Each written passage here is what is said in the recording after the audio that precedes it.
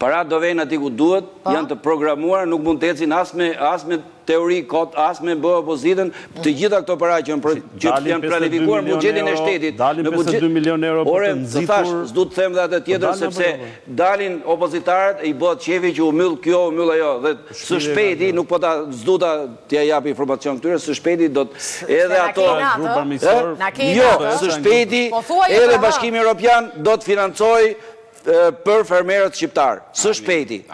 Po deshe e bëjmë basmë dhe në muajin maj do vim prap, e ta shikoj da do jetë realitet, po s'do jetë realitet. Në muajin maj do vim prap, edhe do jetë realitet kjo po jo. Pra, BE-ja... Po zoti që ato lekë të BE-s të ndani si shduhet, jo si lekë të Ato nuk e di, sepse ato duhen pyet, ato që nga fillimi a zhëbërës, u s'ka marrë pjesë të te.